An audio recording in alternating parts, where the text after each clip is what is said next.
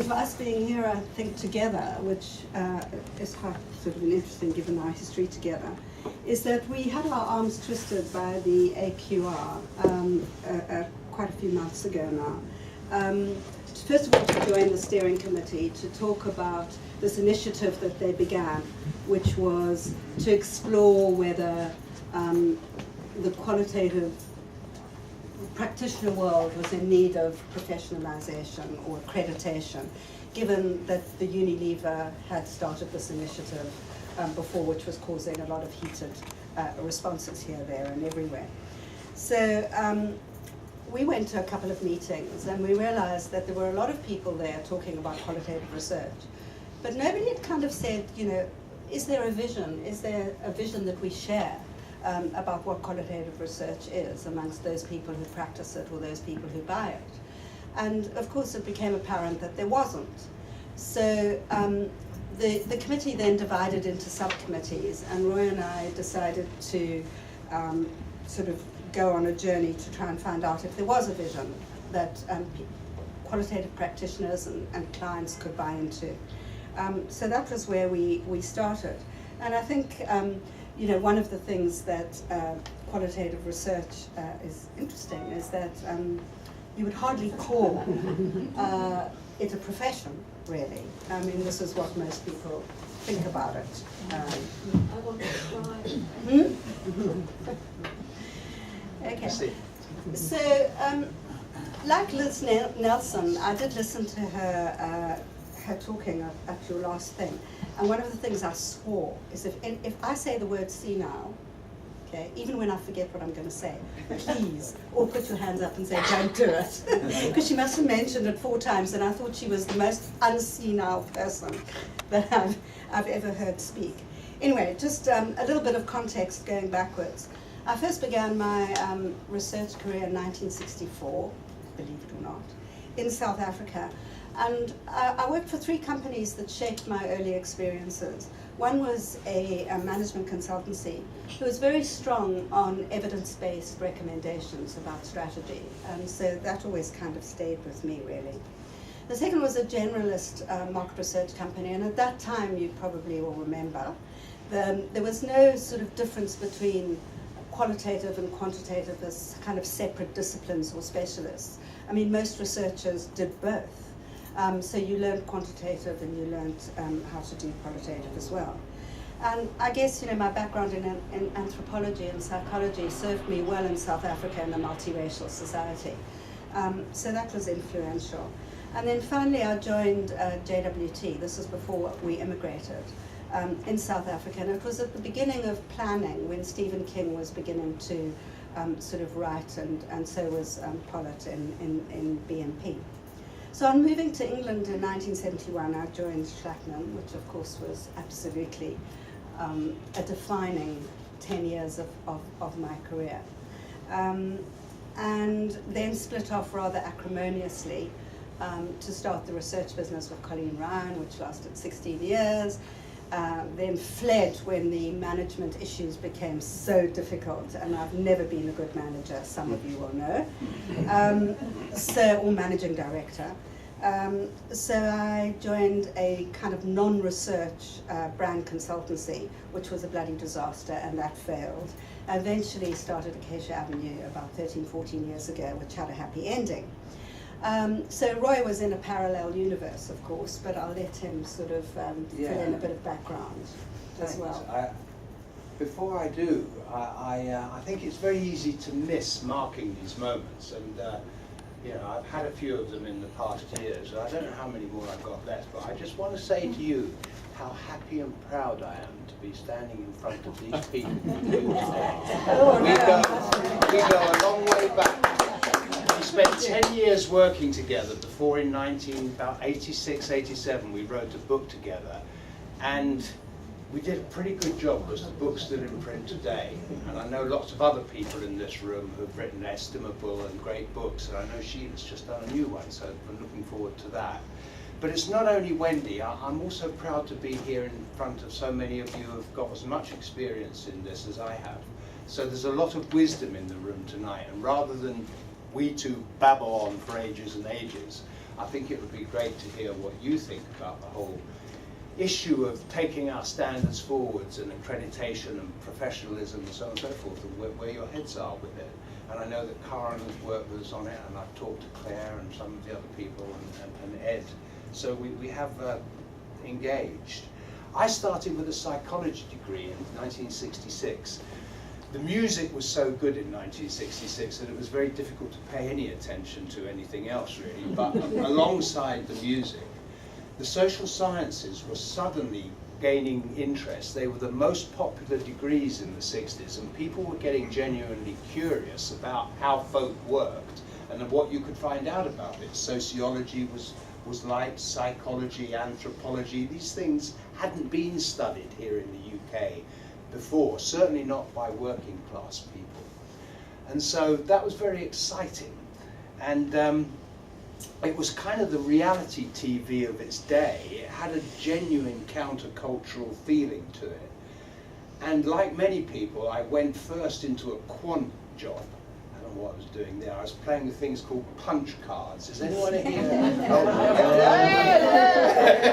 We remember punch cards. I talk to my children about punch cards, they roll their eyes. Yeah, get off it. They call me old. So anyway, we were playing with punch cards, and I thought, is this it? You know, is this what my life is going to be?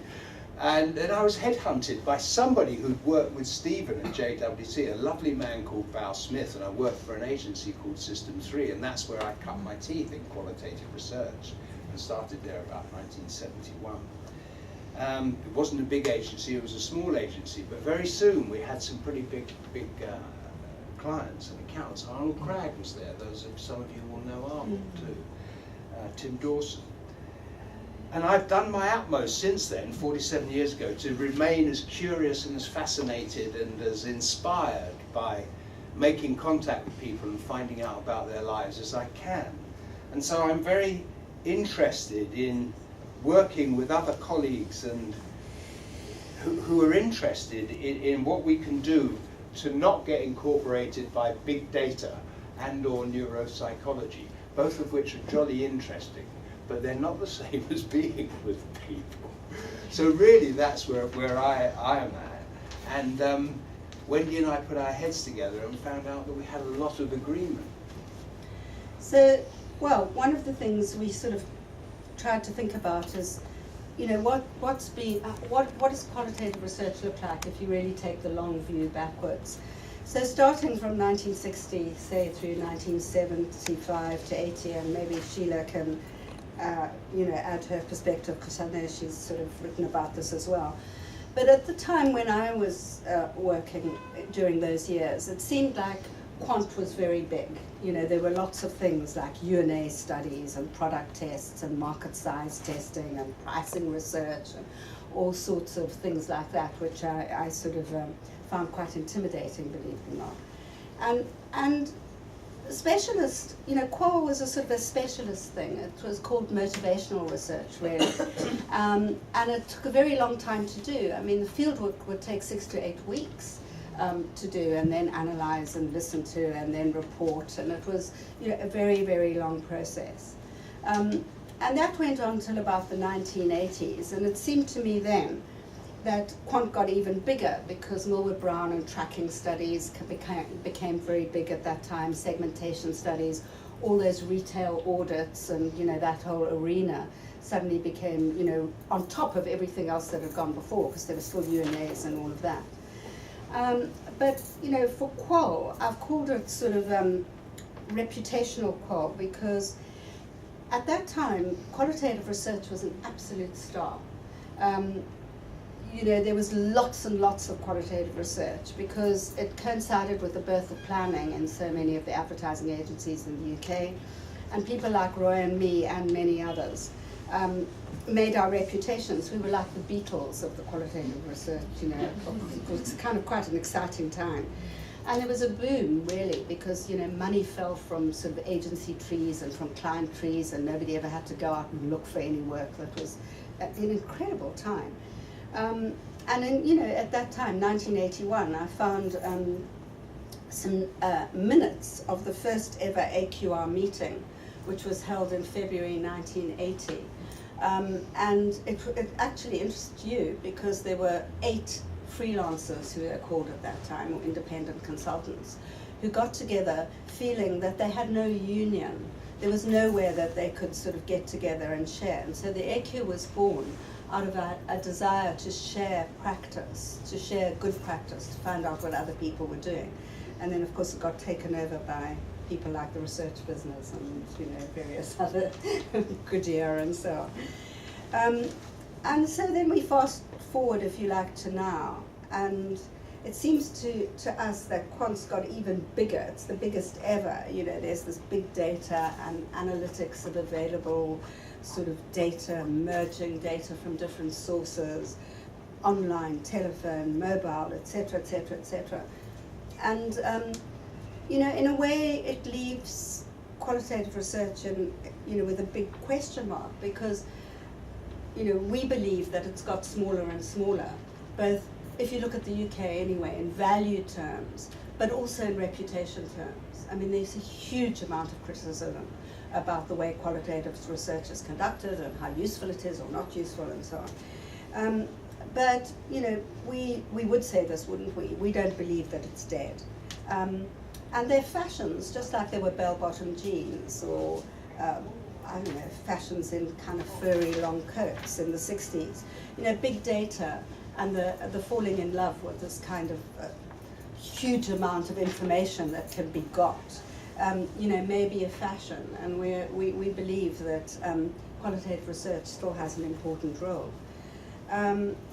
And, you know, we are optimistic, but, you know, the conditions, if you like, for a perfect storm brewing for qualitative research are basically all lining up. So I'll just mention 3 of them, and then Roy's going to talk a little bit more about them. I mean, firstly, there's this very low barrier to entry. As we all know, anybody can say they're a qualitative researcher. It doesn't matter. You don't have to have a degree, you don't have to have expertise, you don't have to have passed exams. Anybody can just announce that they're qualitative researchers, and many people do. There are also many entrance doors to qualitative research. You know, you could have been a journalist, you could have been a financial analyst, you could have been a language graduate, a psychology graduate, a business graduate, a marketing graduate. It's, you know, it's any which way you can get into it if that's what you choose to do. And finally, I think that there's competition that has intensified from all quarters, and particularly from us, from a qualitative practitioner point of view. I mean, we used to own emotional understanding, if you like, or we thought we did. And now companies like Brain Juice, and I'm sure many of you who are quantitative researchers, you know, have seen the new ways of measuring emotional responses to advertising, or, you know, facial smiley faces, kind of all sorts of new techniques. And I think that these, plus new entrants into the market, you know, have really threatened us, and particularly the whole online sort of developments. So one thing it's easy to do, and has always been easy to do, it's easy to blame procurement for our problems, it's easy to blame the recession for our problems, or it's easy to blame, you know, all of this, that are 3 points that I've got down here for our problems, or for the perfect storm. But, you know, we have to really look at what is the underlying cause for maybe what's happening now. So okay. I'll hand over to Roy. And I think that's good news. I think the fact that we've created the problem means that we genuinely are able to do something if we choose to. And I'm going to say a little bit more about what I think, as Wendy and I were talking it through, the result of that massive boom in the 80s, that the star status that Qual got during that time, what has that left us with as a legacy today? So our success in the 80s, firstly, once we gave the impression as we competed with each other that Qual was something that could be done very quickly. So we started saying you could have the results in a week. No, we could do miracles in a week, what, 10 days maybe, but we can do miracles in 10 days. We very much started to set up a routine fashion of turning around things very fast. Working at that kind of speed inevitably led to work that was too literal and too quick. And the other thing is that in those days, people hadn't spent days and days and hours sitting with what were then called housewives, although you can't call anyone a housewife now, or working people or whatever. It was new information, and literally quite interesting information fell off the trees in those days because no one had ever done it before. We hadn't sat in all those living rooms across the land.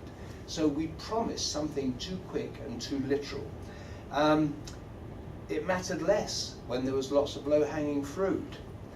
And second, we were growing so fast that we took no notice of anybody else's research or perspectives or the increasing knowledge that was becoming available in the social sciences. We didn't even notice behavioral economics.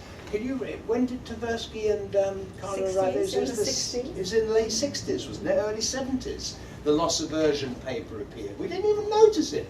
We didn't notice social psychology and all the work on group work and group influence that dear Mark Earls has been making a living out of for the last 10 years with the herd stuff. We didn't take any notice of it. We just carried on. We didn't pay any attention to the behavioural sciences, and Sheila, I know particularly, has been trying to warn us about this for ages and ages and ages. And when the work was flowing and the methodology had no questioners and no critics, it didn't matter so much. The other thing is that we all played a part in commoditizing our services and productizing things. So I invented big groups, and then other people invented other stuff. And we were much too competitive. We didn't have a collaborative bone in our bodies in many ways in those times. So we competed with each other and we didn't unite or join. I know that some of you, and particularly through the E-group, I see that endlessly people in the ICG are joining up. But it isn't, we don't come from collaboration. We don't. Well, that's been my experience in the industry. We're competitive rather than collaborative. And you can find any number of solutions to your problem just for a quick flick through any of the directories. And also we became, in order to speed up, what does the next one say? It says, Yeah, we became too process-led. We became moderators, as if there was something going on out there in people's heads about instant coffee. I mean, how many fucking ideas have you got in your head about instant coffee? We act as if all we do is turn up with a bunch of questions about instant coffee, and the answers will all emerge if we moderate it properly. And it's nonsense. People make stuff up. They confabulate in focus groups about things that have very little importance in their lives, which we force them to treat as something worthy of an hour and a half's conversation. So they make stuff up. And of course, behavioural scientists have spotted that and pointed it out as one of the weaknesses of our techniques. So we became not skilled enablers and facilitators of human experiences, but we let ourselves get called moderators. The word moderator didn't exist when Wendy and I started. It came in from America, and it was not a good move to take it on as a title.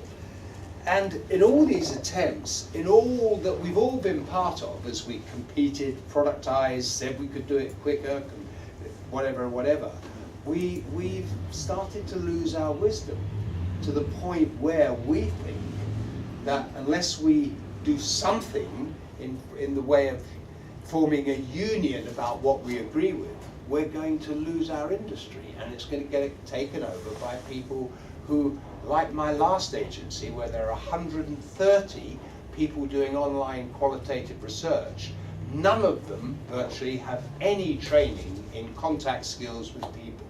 Some of them have the right kind of degrees, but they do it without even getting off their office, out of the office. And you remember Freud, he has some very good ideas, and one of them was secondary gain.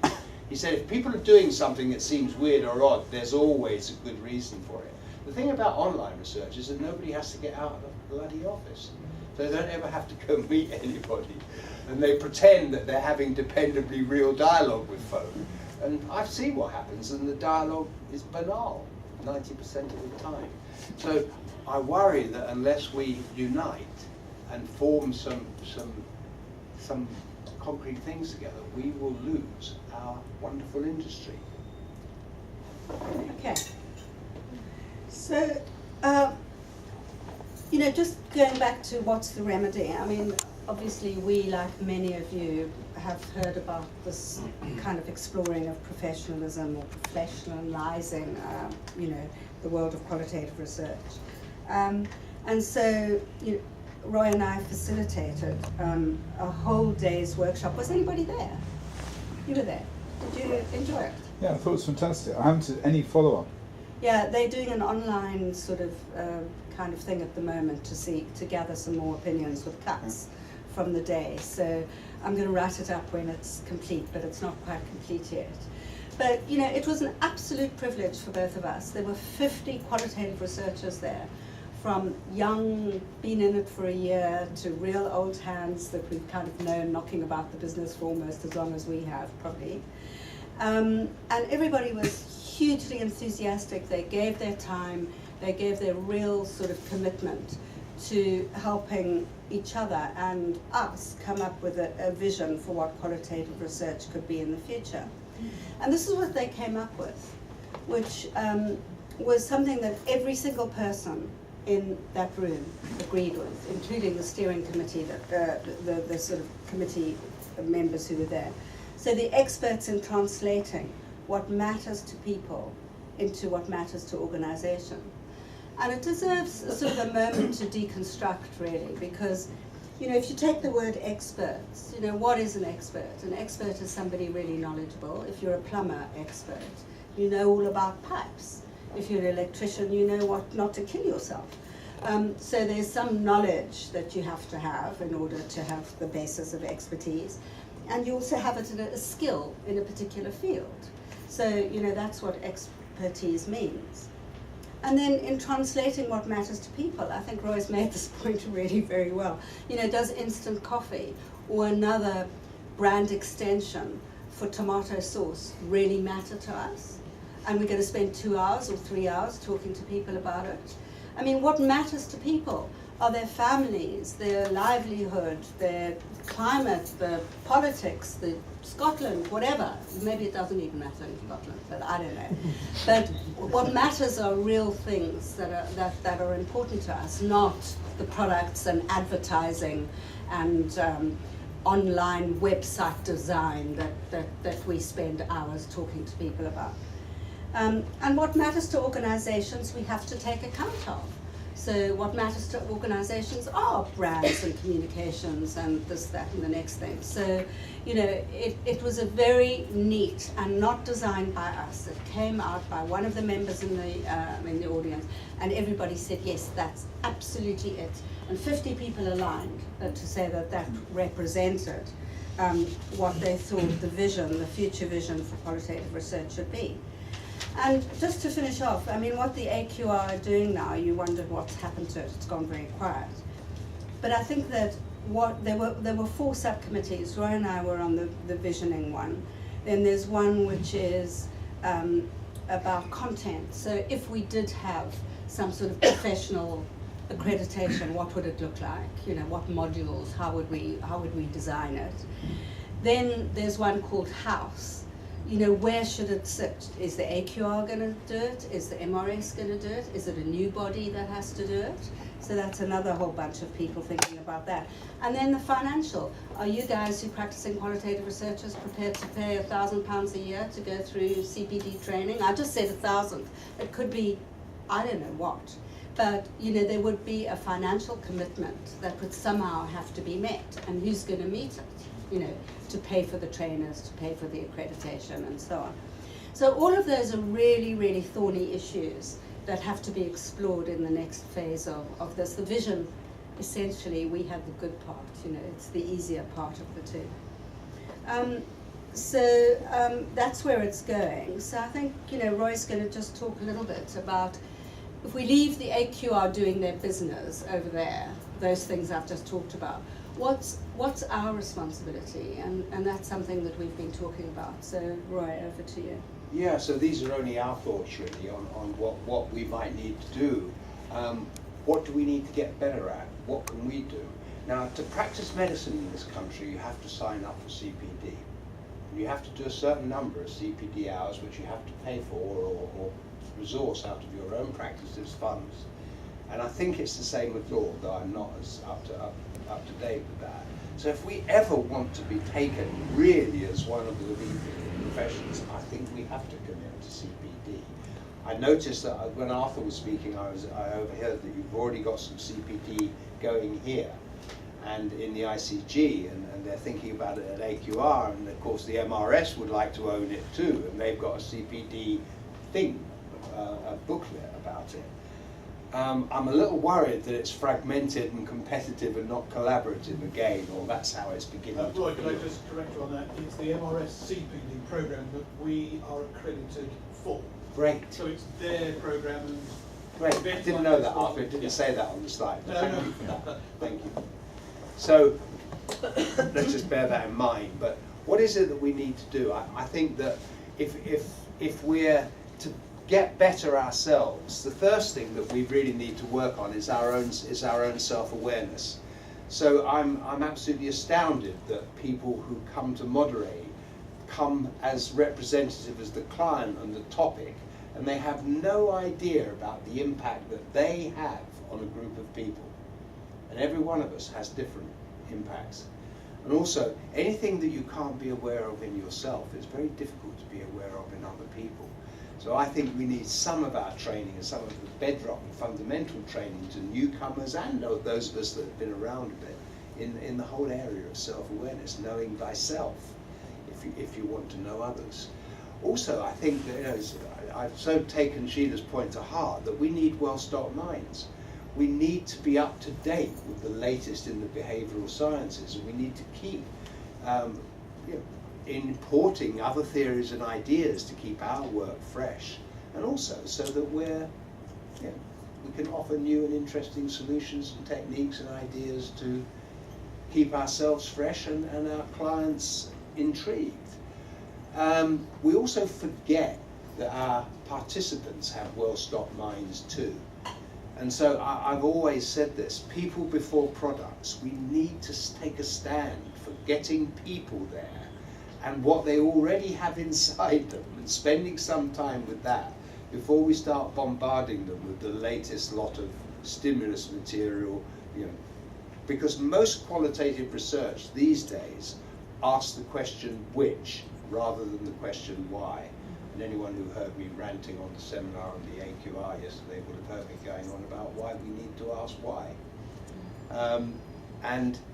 So which of these treatments is best? Well, actually they might all be crap, but we've sort of squeezed ourselves out of being able to say that, and starting with that woman and what tomato sauce means in the light of her family's needs, and and there'll be a story there. There always is, isn't there? So we need to give our people in our research more chance to get fully there.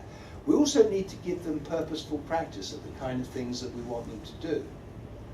So if I want people to talk about something deep and personal and a bit difficult, I get them to practice it before they come to the research on some other topic, like why do we show affection by kissing? Or some other general human thing. I get them to think about it and think about some answers. And then of course they're all ready to go on talking about bigger questions and bigger answers. So purposeful practice. I know lots of you do pre-task people, but I think the pre-tasks are usually too much about the product, fiddling about with that, and not enough about the kind of depth that you want them to go to and get to in the project. And also you need to build the kind of relationships that allow for sharing of personal and private material. Casual relationships don't. So the kind that we build in group discussions, for example, where the most that you know about people is their Christian name and that they happen to be in Hull, those kind of things don't build places where personal and private material, which is where Freud again, Freud pointed out that our inner world is the primary driver, not the secondary driver. So we're busy showing people outside stuff, and they're thinking, when can I get out of here? How long is this going to go on for? Is it my turn to speak? Do I have to say a lot? Shall I say a little? So we need to give people space and to bring their personal and private selves. And actually, it was really interesting. Sorry to interrupt. Yeah, Roy and I no, were sitting out there while you were here, and there was a focus group just about to start. And the atmosphere was as tense as you could possibly believe. Nobody spoke to each other. Roy and I said in a voice, let's go in with them, because we were the same age, and see what it would be like. You know, they were terrified. Yeah, they were frightened, weren't they? And you know, what do we do out there? You know, the people were being very, this is not a criticism about Holborn Focus, believe me, it happens everywhere when there's a focus group just about to go into, or individual interviews. It's not a group thing alone. Go on. And can I just add one thing to that? And we're bloody shit scared too, because we started out too late. The rain was heavier than we expected. We couldn't find a parking place. The stimulus material only got delivered that morning, and you hadn't even seen it. And you agreed in your madness to a 6-page topic guide which you can't remember. And there are 10 clients behind the mirror. There are 10 clients behind the mirror, so we're petrified, they're petrified, and the clients, well, he's looking at the menu, but he's also, he's petrified as well. But, so the whole thing is not conducive for people revealing themselves and sharing themselves and showing their vulnerabilities and their feelings, and we set it up this way. The first time I worked in a viewing room, I thought, oh my God, I hope that isn't going to happen here. Yeah, but it did, in a huge tsunami of it. Okay. Okay, so I've just got a few things to add to that, and then we've come to the end. But I would just say, you know, one of the things that are important to me is collaborating with other experts. I mean, there's this feeling that, you know, you've got to be an expert in semiotics, and you've got to be an expert in behavioral change, you've got to be an expert in, I don't know what, you know, filming, so that you create a sort of a real portrait of how people are. You've got to be able to do graphic illustrate, you've got to be a storyteller, you know, and we try to be everything. And I think that it's really important that we pick people to work with for that project. And it means taking a lower fee, because you have to split your fee with others. So that's a big thing. But it's a better quality thing at the end than trying to do it yourself. I think that those of you who've worked with me in the past will know how passionate I am about models of thinking. I've always tried to develop models as roadmaps or approximations of the territory, even of an instant coffee territory that I'm just about to go into. And you know, they're like a series of hypotheses. So you know, you need to sort of model based on self-awareness, or speaking to friends, or thinking about it, how you think it might lay out, and then prove or disprove whether, you know, that works or not. Too often everybody just dives in without even giving a thought to how it might be working. Mixed methodologies, I'm a great believer in. So you, and we have to use digital methodologies now. I mean, it is interesting that in academic anthropology, they've just started a subspecialty called digital anthropology. So they're beginning to realize, as academic anthropologists, that they have to deal and learn how the digital world is something that they have to engage with and learn to understand as well. And there are many areas of it, you know, about 5 or 6 different areas which we can learn from.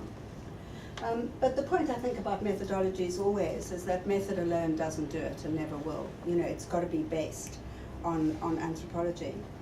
And finally, I think, you know, Liz, going back to Liz's point about her mantra for Fly, which I thought was brilliant: quick, clever, and helpful. There's lots of quick, clever, and sometimes helpful, maybe sometimes so not.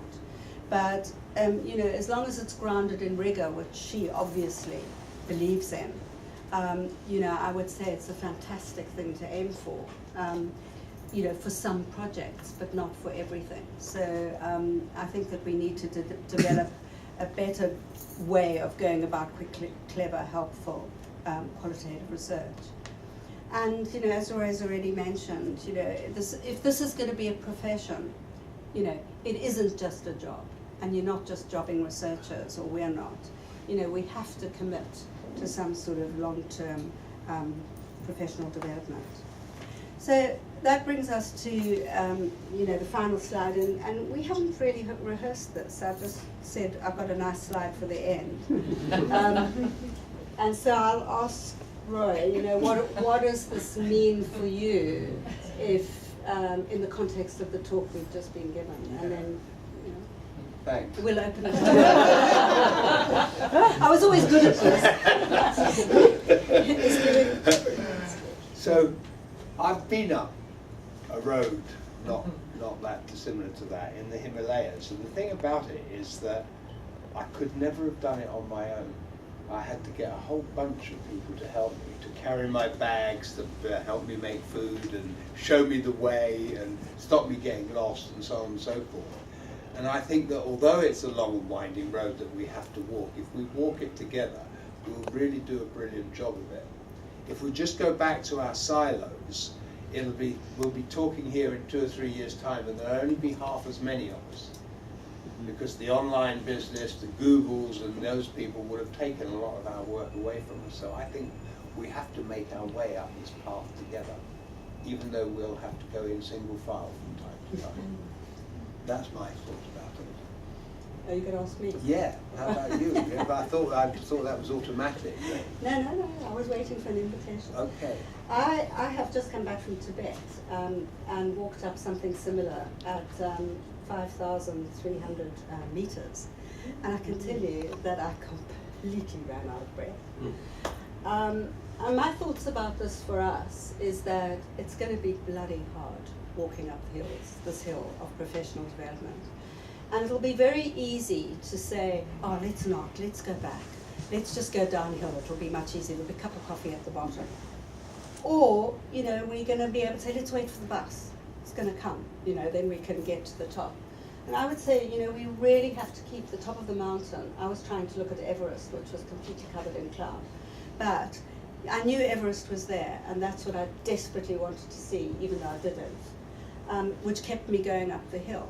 And I think for us, it's a real belief in the integrity of qualitative research alongside quantitative research. Quantitative research are our partners, not our competitors. We work together in many methodologies. We've got to learn to be together, to respect each other. But between ourselves, we'll also, like Roy says, keep to the goal and keep on walking and stop every 50 paces and take a breath. So that's it. So over to you. What do you think? What do you think about all of this?